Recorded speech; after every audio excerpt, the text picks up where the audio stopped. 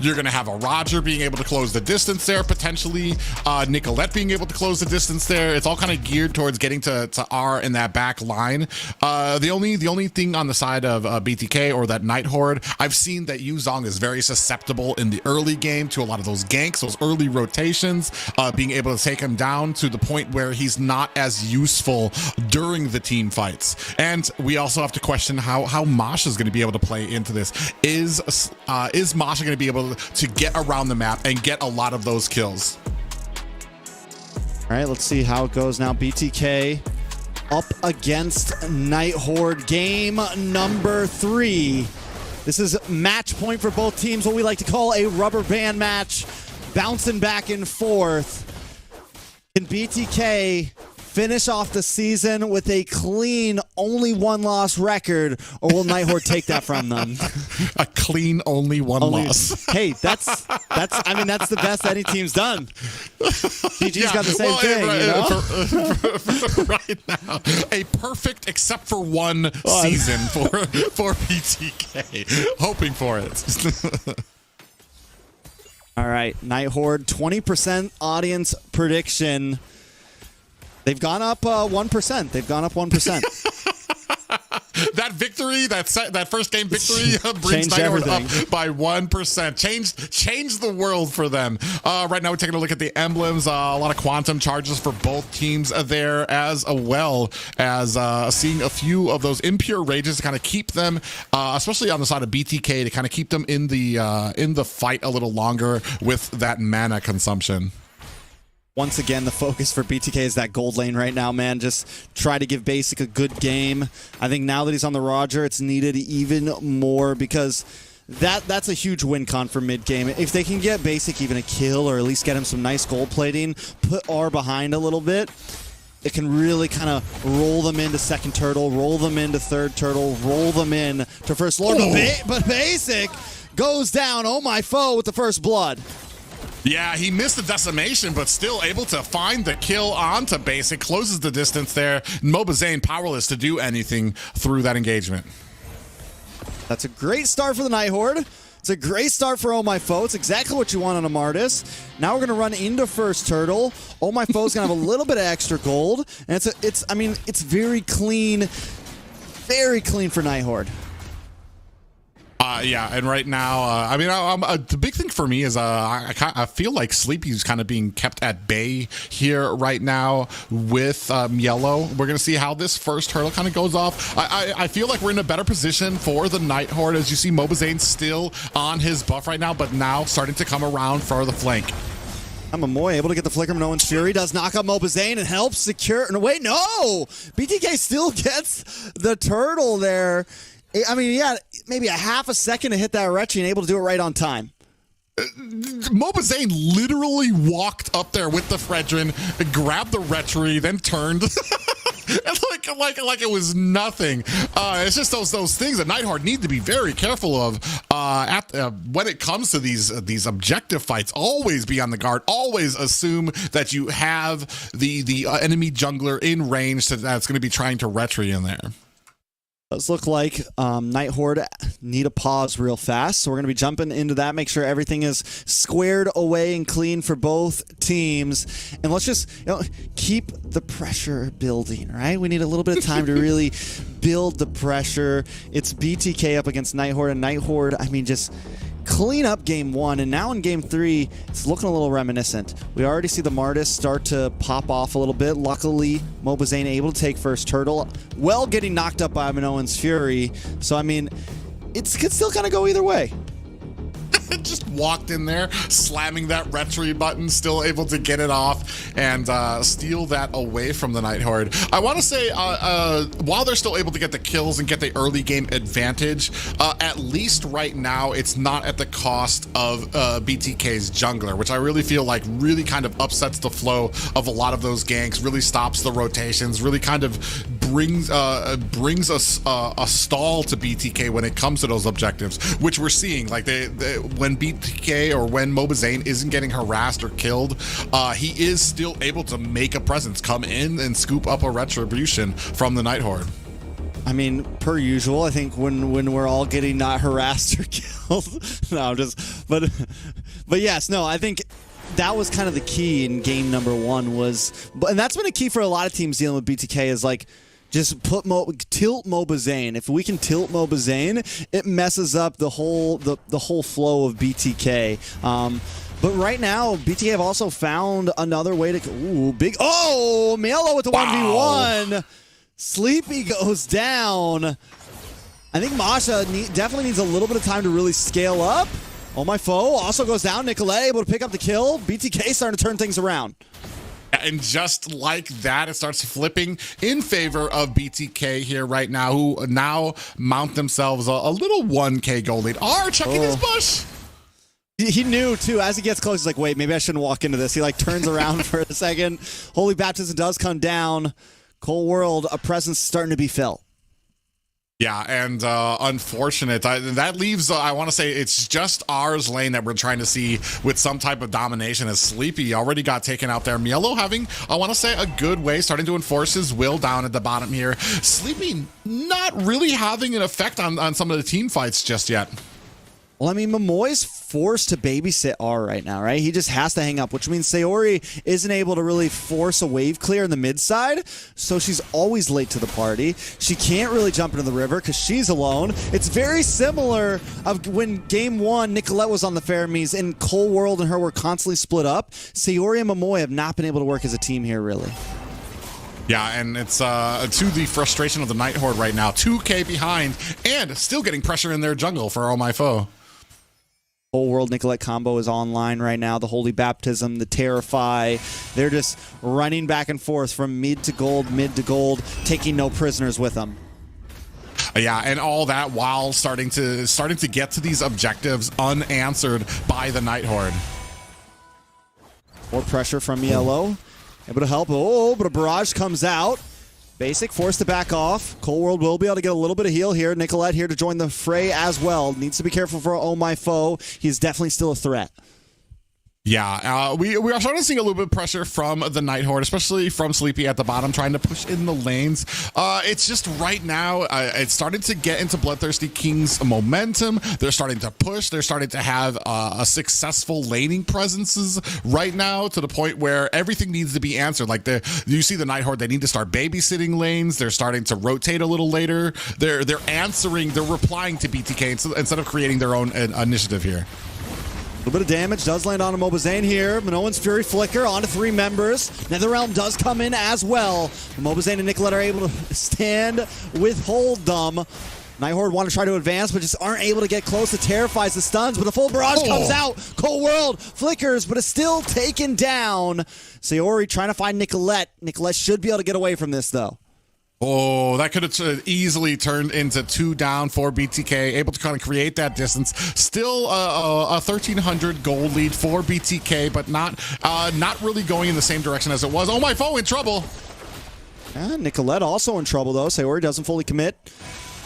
I thought they were going to be able to get the catch off, but both teams just kind of going back and forth, unable to fully get some of these kills. It's 2-2 right now. BTK does have a lead, but it doesn't feel out of reach for Night Horde at all. Yeah, and right now, Night Horde doing a good job. They're going to be able to take this top tower. I thought they were. They get it. It took a little time to chop down that tree, but they pull it off. Yeah, and right now doing a good job. It's 2-2 apiece at the 7-minute mark right now. We can see the next hurdle is up, and I want to say this one's kind of important for the Night Horde to see if they kind of have their wits about them, if they're going to be able to kind of contest this, maybe even get in a good team fight against the BloodThirstyKings. If they let this go, I feel like it's going to start pouring slowly into BTK's direction again. We also did see Sleepy pick up the Blade of Heptases a second ago. Might be able to start packing a little bit more of a punch, but Milo's just been doing such a good job at denying Sleepy any team fights here.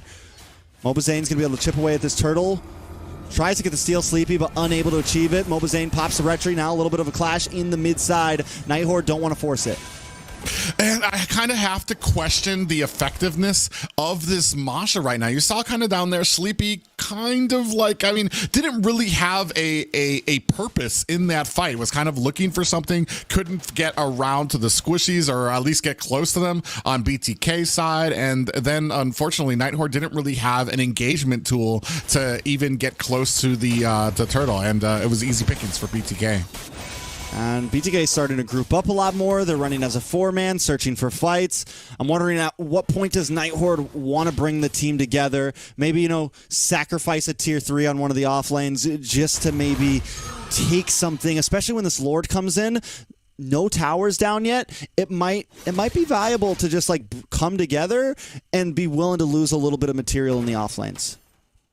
Yeah, and then you can see the pressure. And I'm wondering right now if Masha is like the pick you want in the XP lane, or if it's mostly suited for the roam position, where she can kind of get around the map and be a nuisance to some of the members of BTK.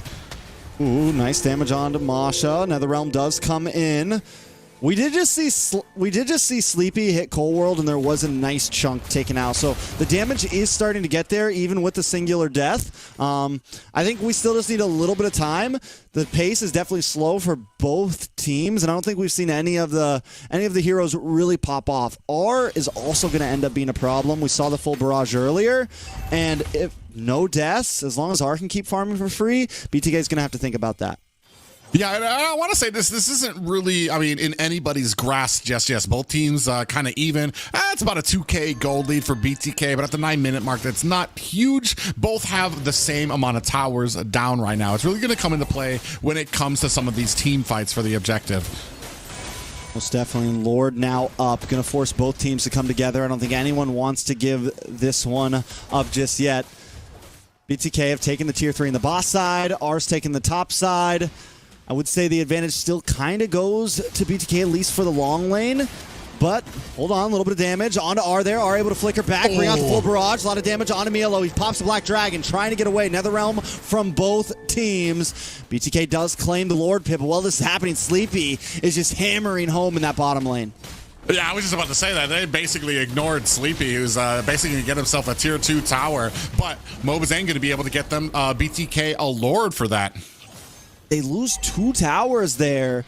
Is it worth it for the Lord if they don't get anything off of this Lord? And essentially, that's a win for Night Horde. I mean, we've seen BTK. It depends on how much they get off. I don't think that they're not going to be able to get anything. I mean, I think they'll still be able to get about 2 towers off of this, especially the pressure here as we're starting to see. We do have top lane's going to go down to basic here. Looks like they're going to try to cut in more, try to get to tier 2 in the top side. Unable to claim mid just yet. Holy Baptism does land on a Sleepy and R. BTK, Mobazane, the rest of the team are there. Out comes full barrage, though. Cold World forced to back off, and Mobazane goes down as well. Now Basic and Cold World are on the run. Basic going to re-engage just a little bit. Got to be careful for Sleepy and R, though. Watch Nicolette hiding out in the bush, looking for a possible angle. Just sit tight. A lot of damage onto R there. Still unable to get it. Sleepy brings her down to about 20%. Oh, my foe also trying to close the distance. BTK backing off. And Iceman Owens Fury not able to finish it, though. Basic takes him out before the final slam. Now BTK back on the advance. Health bars are low. They got to be careful here. If Oh My Foe gets off 1 decimation, it could spell doom for the team. BTK on the edge right now. Keeping up with the advance. Lord does take the tier 2 on the boss side as well. BTK, it's a little bit rough. It's a little bit stumbly, but end up coming out on top there. And I want to say they get 1, 2, 3 towers for that, so definitely even for, or it definitely brings BloodThirstyKings ahead there. I was kind of holding my breath at that little mid fight there, because you were right. It was 1 decimation from changing that completely for BloodThirstyKings, but they played it well, had their distance for that. For those engagements as well, and even at the top lane, doing a great job of being able to withstand a lot of this pressure and with that Lord push. Right now, Night Horde behind, still keeping it at about a 2K gold lead for BloodThirstyKings. all it takes is, I mean, 2K gold lead at this point, it's anybody's game. All it takes is one big set from Momoy. All it takes is one good full barrage, and Night Horde have the gold lead at any moment. Positioning-wise, I do think BTK kind of has the advantage when it comes to some of these Lord fights and just overall holding down the map. Night Horde has to find a way in. Yeah, and I want to say R doing such a great job, especially for a hero that is as immobile as Ixia is, finding some great potential with a lot of these full barrages, even when he's getting attacked in tower, able to create that distance, saving some of those abilities to push away the enemy, then opening up with the full barrage to find some kills in his way as well. All right, Mobazane up against Foe. Momoy there as well. Cold World just hanging out waiting, though. I mean, BTK is working as a unit. They're working very cleanly up in the top side. Little bit of action. Nice Petrify. Sleepy going to go down. Nicolette picks up the kill, but the full barrage does connect. Nicolette forced to use the Netherrealm on her own. Melo trying to get out of there. Sayori with the chase. Melo makes it a safety, though. Night Horde looking for the next target. Decimation comes in. Basic gets away, though. Phases out with the transformation, and that's a Decimation gone.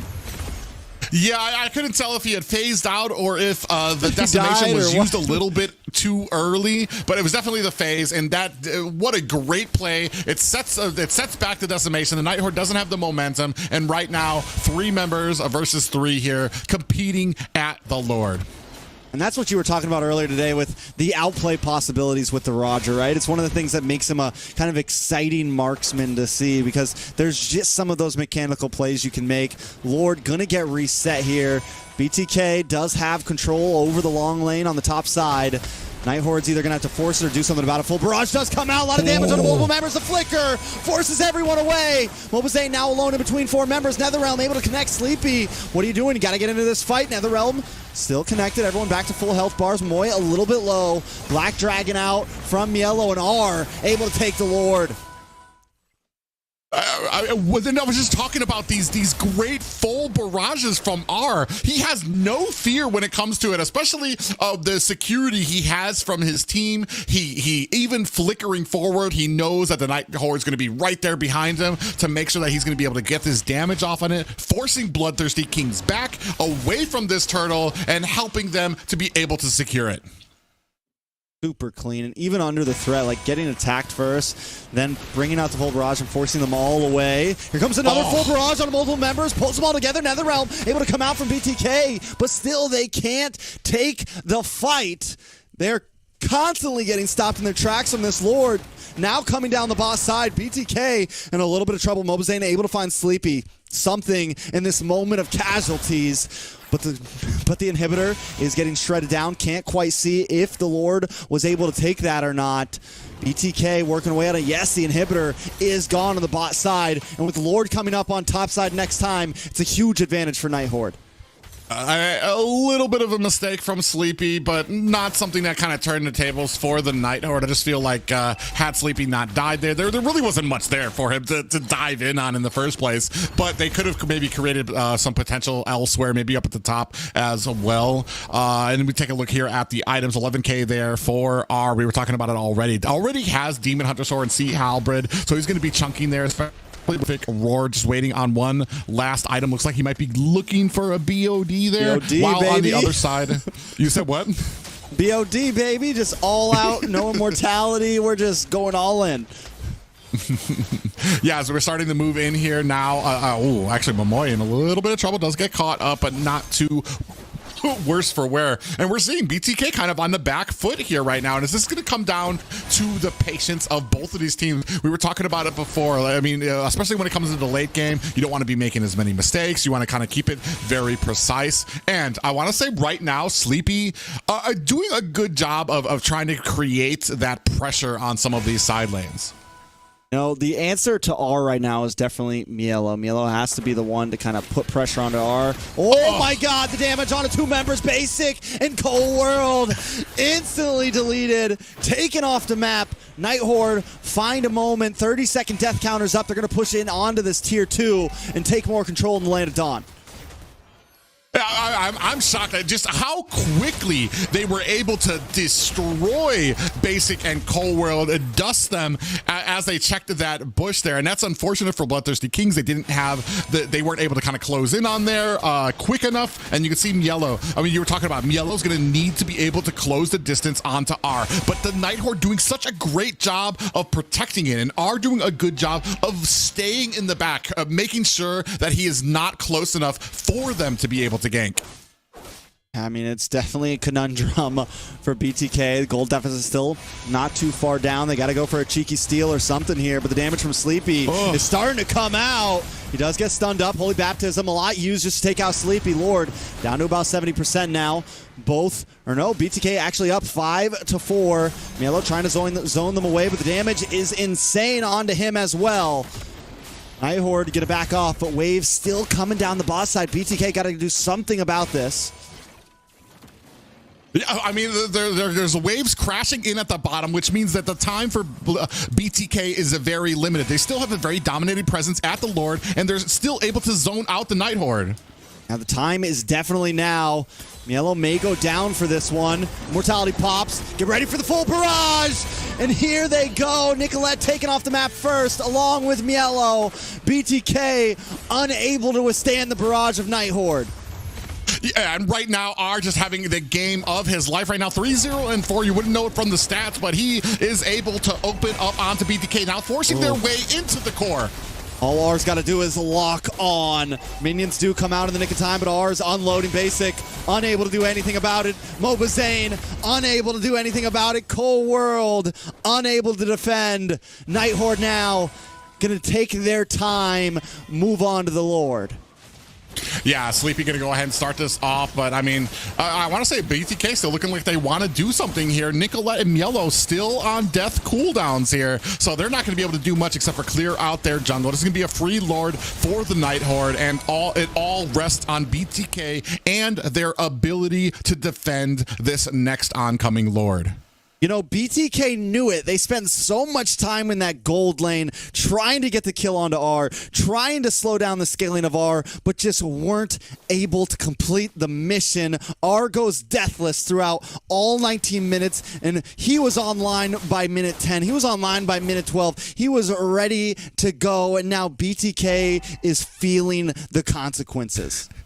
Do you see that from the damage dealt? 108,000 from R right now. We're entering the 20-minute. Sleep's in trouble. Ooh, a lot of damage on a Sleepy, but they got to get back to base quick. The Lord is already almost there. Uh-oh, Minoan's Fury does come out. Full barrage flicker, but that is a lot wasted there. Can they clear it out? No, they're locking onto the base, and that is it. A great way to finish off the season. Night Horde showing that the playoffs will not be free for anybody. What an amazing game played by the Night Horde. Star player there has to go to R with the immense amount of damage, the bravery he had, especially when being engaged to be able to turn it around, get the stuns, and then open up with that full barrage, leading to a lot of turnaround from the engagements of BTK. Night Horde just showing up on the last day, man. And even in that game, the great thing about this is game 1, it was Snowball. Game 2 was Snowball, but this time Night Horde holds out, showing that they have some more dimensions to their team, showing that they're able to go the long haul. They're not just the only way we can win is having a huge gold lead. They can hang out, they can play, they can wait, and they can strike back. Yeah, and I mean, man, you could take a look there from the stats there. It was such a tie game, such a low-scoring game as well. Played it to a T, didn't get too many kills, made sure that they were able to get the objectives, get those towers, get the pushes, and then get those lords as well. A great game played by both, but man, Night Horde pulled out all the stops here, like you said, at the last day of the regular season. Let's take a look at the damage dealt from R there. Finishes off with 110,000. Just to put things into concept, we had that 30-minute game earlier where I think the max deal damage was like 150 or something like that, 160. So R was close to closing that gap in just a couple minutes if he wanted to. Yeah, and he was doing such a great job when it came to his positioning here. Oh, we saw the little mage off here between Nicolette and Sayori. I mean, kill participation is the only thing that really kind of put Sayori ahead. But the real thing was just I want to say the opportunities that the team from the Night Horde was getting there during these engagements. And look at that, 110,000 damage coming out from R.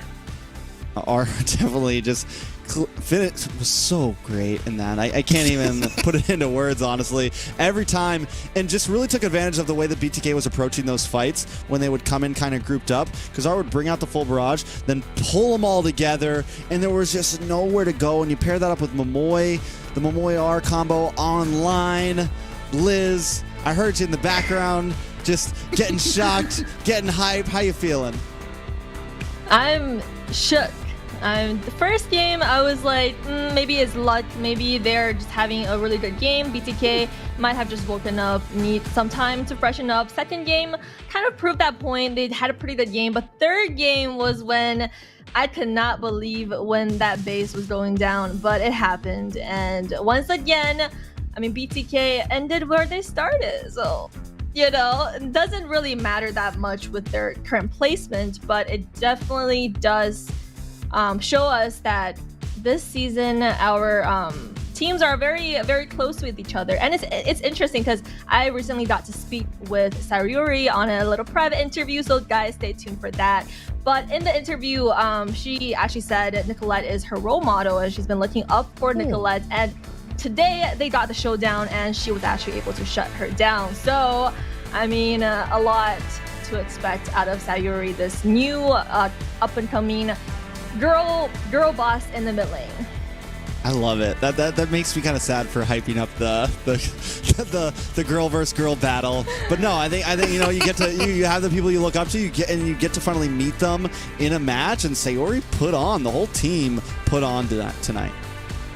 Yeah, a great job put on by all of them. I was questioning the Masha pick. I want to say it didn't have the greatest effect during the games. There were some of those objectives where Masha was off on her own, pushing into towers and then clearing out the side lanes. But still, overall, the Night Horde, I mean, to get a victory over BTK here on the last day of the season, making their presence known, and definitely stating in North America that it is anybody's game there at the top. Yeah, I mean, I can't even count the win-loss relations between all these teams. I mean, everyone knocking each other up, it just seems like a wild run. Now, what I found interesting is that with the new hero chip coming out, it seems like the last couple of games, we actually haven't seen it banned or picked. So what do you guys think went on with that? Is it just not strong enough, or what is the reason? I think currently their teams don't think it's viable. Maybe there needs to be more time, but currently, yeah, it's not really a hot pick, I feel like, and that's just reality. I think there's definitely possibilities for it. We thought Lu Yi would never be a super hot pick. Look where she's at. So I mean, we'll see. We'll see.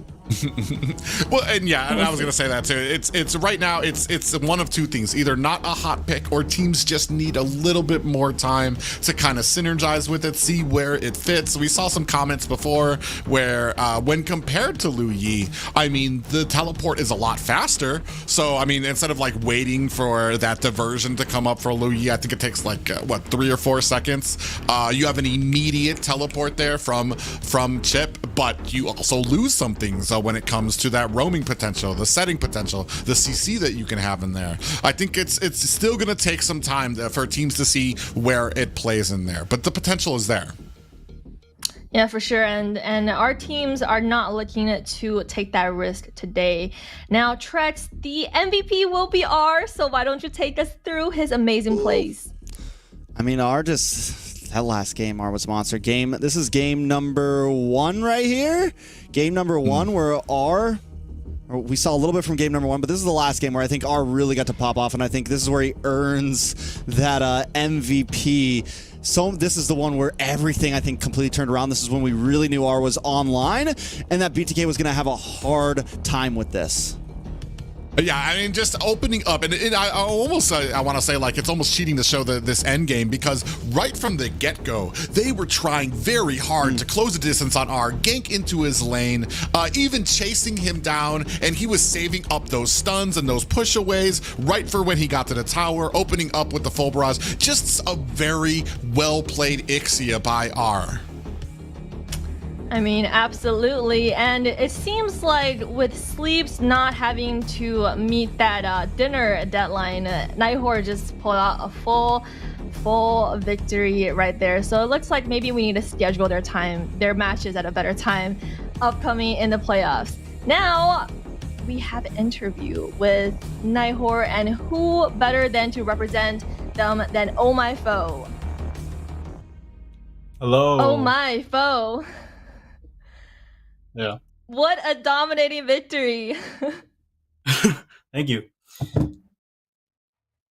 Yeah, it seems like we've been actually getting a lot of time to talk and bond. This is my third interview with Foe. So how you doing? How do you feel after that victory against BTK? Did you come in expect this result? I mean, we were expecting at least one win just to like break it even, like top 3, but we didn't expect the last one to win. We were just trying out Masha, and we somehow made it work. And how did you feel about that victory? When at the point of the game did you feel like, oh my god, this is actually happening, we're actually winning? I mean, I felt like as long as the game went to late game, we would have won with Masha. But since we were winning mid to late game, I thought it was like pretty much over. And with the first game, because in particular, the first game, it's almost a perfect game that you guys played. What do you think is the biggest contributor to that success, to the momentum you had in the game 1? My Barats, probably. Probably ban my Barats. Wow, I mean, I love the confidence. Your Barats made a definite presence. And in my recent interview with Sayuri, she said that you are the brain of the team. You're the one who's doing drafts, who's shot calling, also being tough on the players, because she said you are the most toxic one of the team. So tell us, maybe you'll have to find out in the actual interview, but tell us like your aspiration for ML, and what is your goal this season? EWC? Probably make it top 3. Probably our main goal, at least top 3. And honestly, I just did like a couple of studying of like other MPL matches, like Onyx versus AP Brand. I kind of like watched the draft, and then I realized how broken Roger and Masha is. So we probably picked Masha for first pick, and it worked out somehow. Wow, because it's very interesting because you actually joined the team and you pulled everyone together, and you're the one who's doing all this decision making, all this drafting. So how does a day look like for you in the weekend, in the week when you're working this draft out and practicing? Are you guys practicing? We are not. We're actually gonna do a roster change because both of our side laners can't play or travel pretty much. So start from anew and then make it work somehow again. Also, so you are actually the only team that actually gave me a little insight on any potential roster change. That was gonna be my next question, but you already answered it. So we're gonna looking at some roster change coming in just because of travel reasons, which is very understandable. Now, whose idea was it to pick up Ixia on that specific matchup in the last game? Honestly, because last game I recommended Roger, even though he doesn't play it that much, but the third game, I just let him pick whatever, because, you know, I can't really control him that much. So, and he was confident. Yeah, he was confident. Yeah, he made it work. Yeah, definitely. And is there anything that you want to say to your teammates or your fans, anyone after that series win? I mean, they improved a lot, like from rotation wise, lane control. They improved a lot. As long as they listen to me, like most of the time, we could make it work. Wow, very commanding. As long as they listen to you. Well, it looks like you made it work, and you're going to continue making it work as we move into playoffs next week. So all the best of luck to Nighthorde. I think you guys are you just beat the top 2 team just now. So definitely being very humble there, staying top 3. So We look forward to seeing you guys back stronger than ever for the playoffs, and we'll see you next time. Thank you.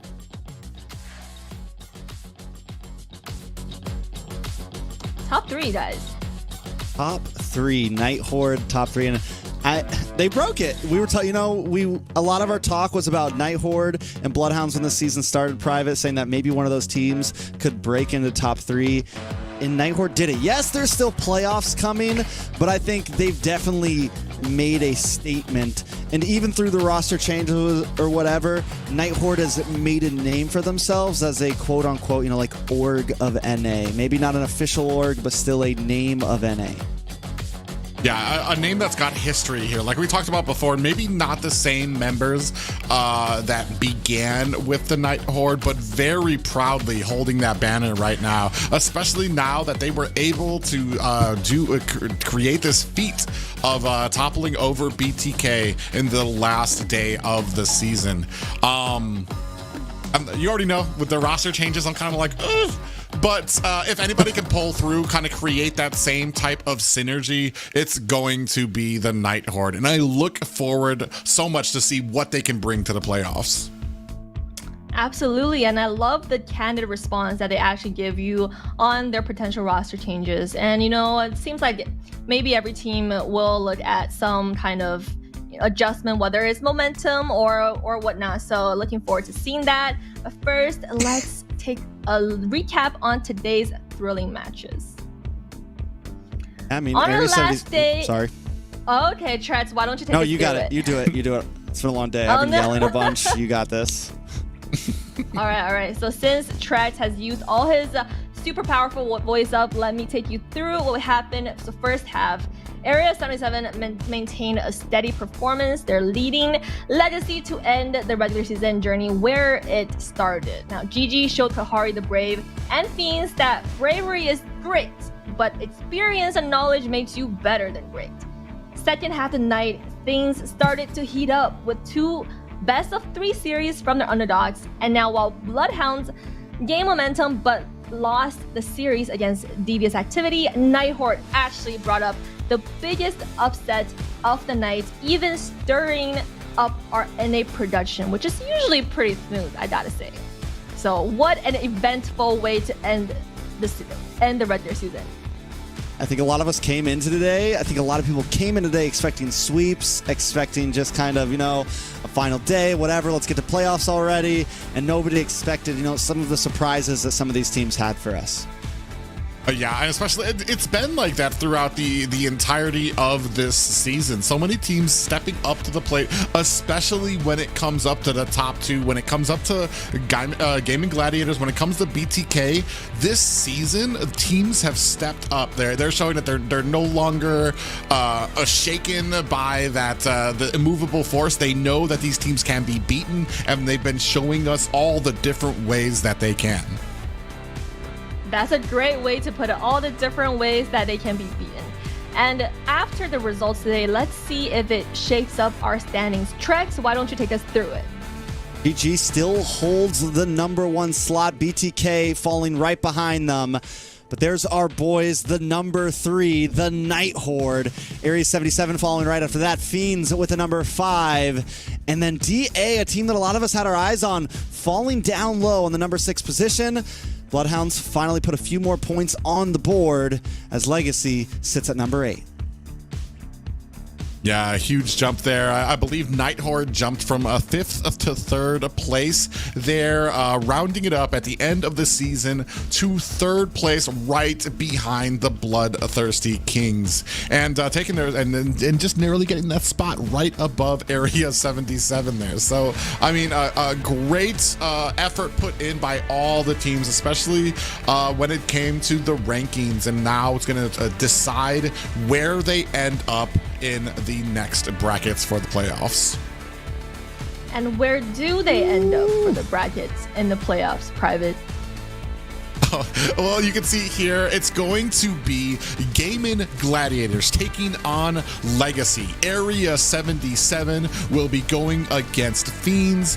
BloodThirstyKings will be taking on the BloodHounds. The Night Horde will be taking on Devious activity, and that's going to start our first round of the playoff brackets.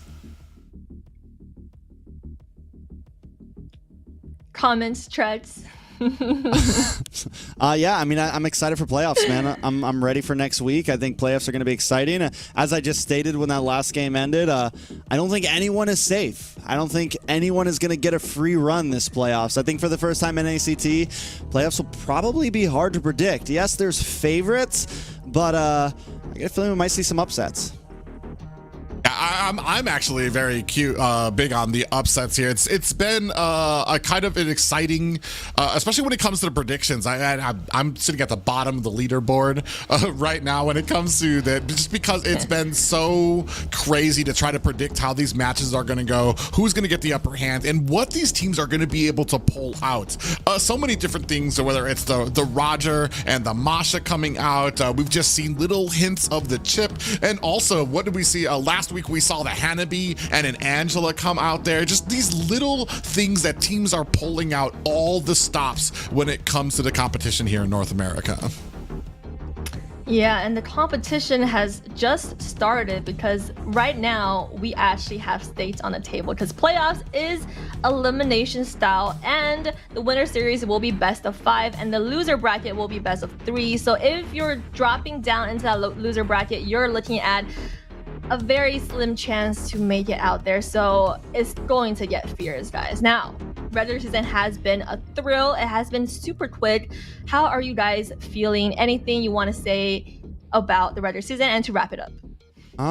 Best regular season that NACT's ever had, in my opinion. Closest regular season we've ever had. It's nice to have some new faces on the desk as well. Zeke, it's a pleasure to have you here. If you're listening, it's a pleasure to have this new blonde host with us today. Yeah, I mimic every single thing that Trex has said. It's been especially it's great to be casting with Trex again, and then there's some of the new faces we have had on here too. It's ever changing here in North America, always trying to keep everybody on their toes. But for Agent Dancer, that's going to be all for the night. Mission complete. Yeah, and Agent, actually SWAT team Trex. Any last words to wrap up the night? Drink water, ban Matilda.